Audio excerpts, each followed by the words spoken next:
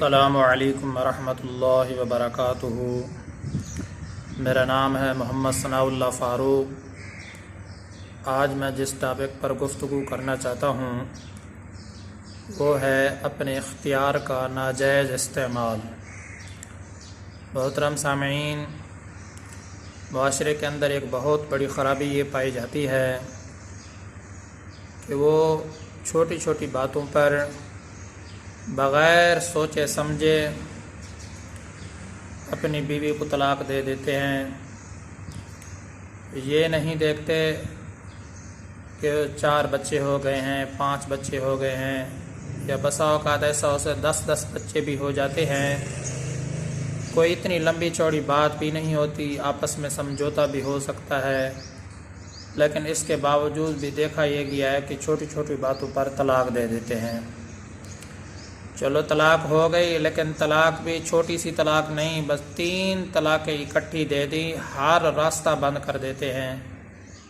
آپس میں ملاپ کا، آپس میں جوڑ کا، آپس میں رشتے کا جو بھی راستہ ہے وہ 3 طلاقوں کے ذریعے سے کھو دیتے ہیں۔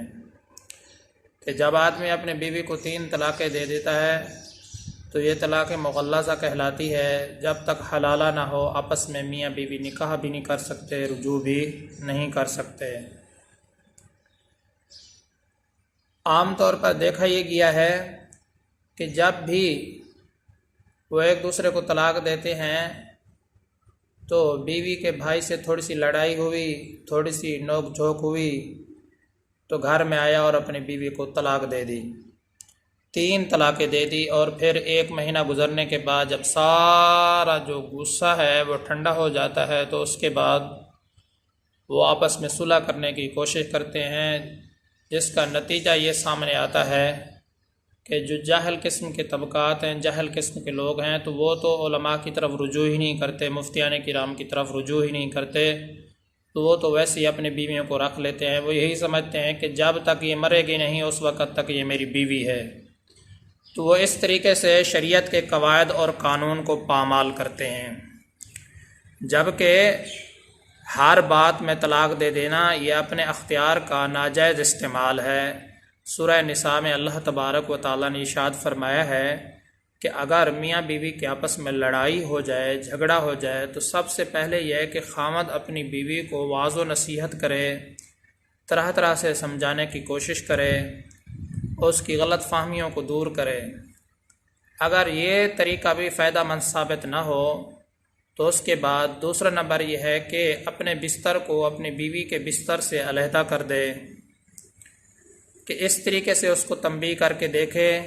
کہ بستر الگ الگ ہو جائیں۔ اگر یہ طریقہ بھی فائدہ مند ثابت نہ ہو تو پھر تیسرا طریقہ قرآن پاک نے یہ بتایا ہے کہ تھوڑی سی معمولی سی سزا دے، اتنی سزا نہ دے کہ وہ زخمی ہو جائے، اس کی ہڈی پسلی ٹوٹ جائے، اتنی تھوڑی سی معمولی سی سزا دے کہ جسم پر نشان بھی نہ پڑیں۔ اگر یہ تھوڑی سی معمولی سزا دینے کے اوپر اگر وہ سمجھوتا کر لیتی ہے آپس میں رہنے کا تو پھر اس طریقے سے گزارا ہو جائے گا۔ اگر یہ بھی طریقہ کارگر ثابت نہ ہو کہ واعظ و نصیحت کر کے بھی دیکھ لیا، بستر کو بھی الگ کر لیا، تھوڑی سی معمولی سی سزا بھی دے دی، اب بھی ان کے آپس میں نہیں بنتی، تو اب شریعت نے ایک اور طریقہ بھی رکھا ہے کہ 2 فیصل مقرر کیے جائیں، حکم مقرر کیے جائیں کہ جو ان کا فیصلہ کریں۔ ایک فیصل بیوی کے خاندان میں سے فیصلہ کرنے والا اور ایک فیصل خاوند کے خاندان میں سے مقرر کر لیا جائے۔ وہ فیصل جاہل نہیں ہونے چاہیے، وہ علم والے لوگ ہوں، شعور والے لوگ ہوں، دیانت دار لوگ ہوں، جو دل سے یہ چاہتے ہوں کہ ان میاں بیوی کے درمیان آپس میں صلح ہو جائے۔ ایسے 2 فیصل مقرر کر لیے جائیں کہ وہ فیصلہ کریں، ان کو سلجھانے کی کوشش کریں، ان کی کشیدگیوں کو دور کرنے کی کوشش کریں۔ لیکن اگر یہ سارے طریقے پھر بھی کارگر ثابت نہ ہوں، پھر بھی فائدہ مند ثابت نہ ہوں، اگر طلاق کی نوبت آ بھی جائے تب بھی شریعت نے یہ بتایا ہے کہ بہتر جو طلاق کا طریقہ ہے اس طریقے سے طلاق دینی چاہیے، تاکہ اگر بعد میں میاں بیوی سمجھوتا کرنا بھی چاہیں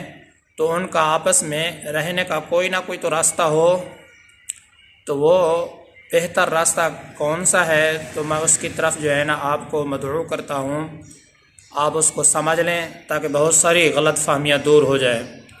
فقہاء کرام نے فرمایا ہے جب کسی طریقے سے بھی میاں بیوی کا نبھا نہ ہو سکے، کہ جب بیوی حیض کے جو ایام ہیں، ماہواری کے ایام، جو عورت کے ناپاکی کے ایام ہوتے ہیں، اس سے جب بیوی فارغ ہو جائے، اس کے ناپاکی کے ایام ختم ہو جائیں، پاکی کے ایام شروع ہو جائیں، اور خاوند نے اس سے ہم بستری بھی نہ کی ہو،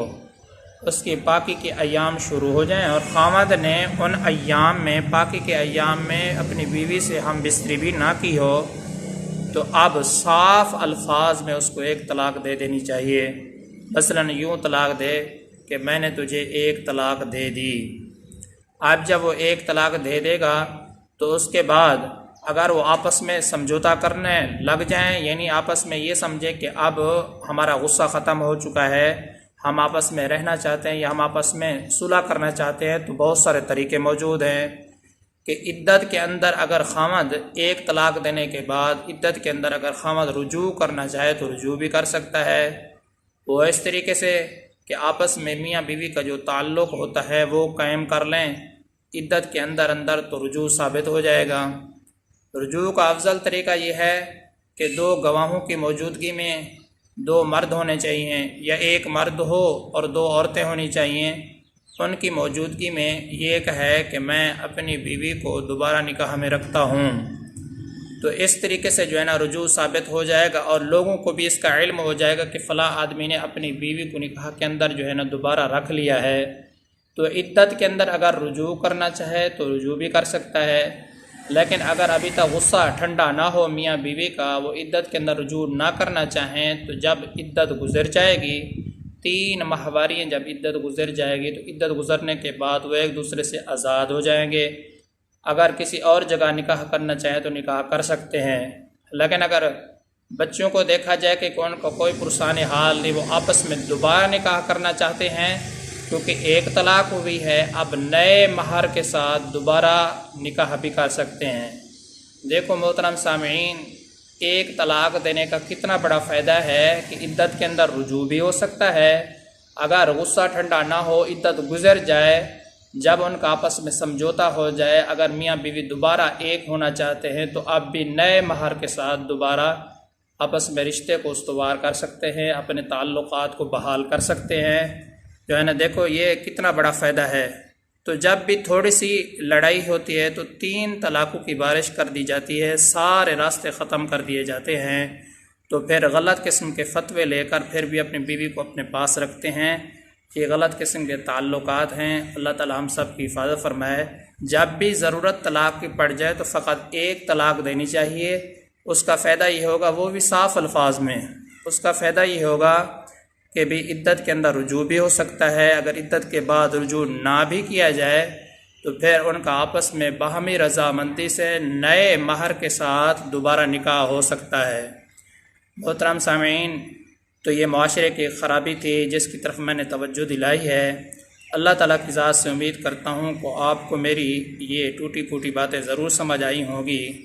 اللہ تعالیٰ ہم سب کا حامی و ناصر ہو۔ میں آپ سب کی دعاؤں کا طلبگار ہوں۔ محمد ثناء اللہ فاروق۔